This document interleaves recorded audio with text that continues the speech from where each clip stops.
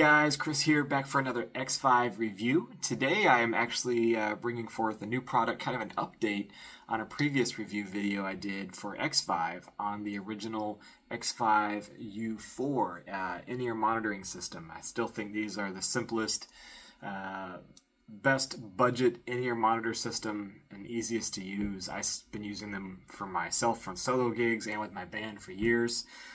It's just simple and easy to use. I have several different systems, but this is my go-to, still is. But they've come out with a new one. This is the U45. So the U4 was a 2.4 gigahertz system, and the new U45 is a 5.8 gigahertz system. It still works the same way, but you just have a lot stronger signal. You have a transmitter, which plugs in XLR, or you can use quarter-inch adapter that comes with it. So you've got both options depending on what your monitor outputs are. The previous system in that video, sometimes I would notice it could get some object interference.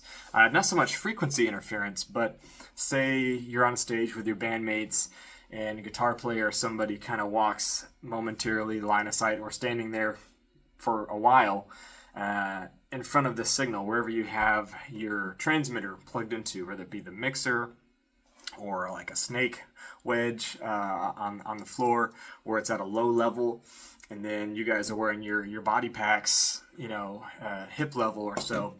Sometimes if there is a solid object, you can have a momentary dropout, or like it would just kind of cut out for a second or two and come back, or you'd have some signal interference. So how I got around that was by attaching an XLR cable to the transmitter and to wherever the source was coming from, mixer, whatever level it was, and elevating it high, either via mic stands or something, just putting it kind of above everyone's heads, something like that. And that fixed the problem for the most part, and that wasn't really an issue for us anymore. The cool thing with the 5.8 gigahertz is it's a much stronger signal, and you don't have to do that. That's not really an issue regardless, and I'm going to demonstrate that in just a few minutes going in the backyard. Some new features. Again, it works the same way pretty much in all regards, but there is a cool other feature that's new. But you do have USB-C charging now instead of the micro USB that you had before, so that's a little updated. That's nice that, if all your devices are kind of using the same charging cables, that's very convenient. Also, your channels are going to switch the same way. You just hit the button, select your channel. You got 6 different channels, and in the manual it'll actually tell you what frequencies those are. But a cool feature that is new to this, because I don't remember it on the older models, is that you actually have a scan function now. If you're in a wireless rich environment and you're not sure which channel is best for you and you don't want to play the guessing game as to seeing which channel is clear, you can actually turn off the transmitter and make sure that's off, and you can just turn the belt pack off too, just to reset it and turn it back on. Then what you're going to want to do is hold down the channel button for about 3 seconds, and then it'll go into a search mode, and it's going to try out each channel and see which frequency is the strongest, so you don't have to play the guessing game. In this case, it landed on 1. Then you can turn your transmitter back on, and then you can manually select 1 on there. You can match those up, and then you're good to go. You don't have to wonder which signal is best for that gig. So there's no screen on these, so therefore there's not a battery meter per se. However, if the battery does get low, you will get a red light on there, and in the manual it talks about the percentage of battery left when you see that. They do last a long time though. I use it on 3-hour gigs regularly, and I never even see that red light. I have left it on after putting it away in my case or something, and I get home to charge my stuff, and then the light's on, so several hours have passed after the gig at that point. But I have no worries that if this is on a full charge that it'll last, the 5 hours or so that it claims. So with that said, just keep it charged after each gig, and you should be good to go. So there's various combinations that you can do with the U45, and I'll put links in the video description below that you can have multiple belt packs and then 1 transmitter. You can get some with the earbud, the T9 headphones, the XVIVE headphones. I haven't tried those yet, but I've been impressed with all the other XVIVE products, so I'm sure they're great. I have certain earbuds I've been using for years from Basin and KZ. I did a separate video on those.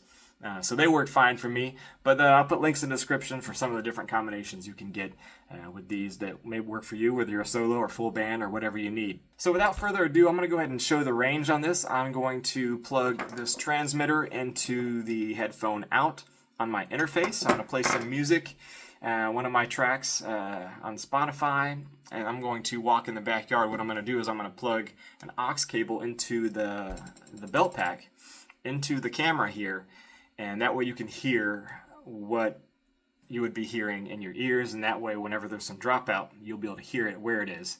I won't be able to hear it because, you know, you're going to be hearing it. So, but I've already walked in my backyard about 100 or so feet to figure out where that point would be, and we're going to walk there so you can hear about where that dropout would be, even through the wall, because this is inside my house. So we're going to go outside. The transmitter is going to be here in the house, so we're going to go through the house and a long distance, and just to show you what an improvement it is. And let's do that now. All right, so we are plugged in and ready to roll. I'm just going to go ahead and hit play here.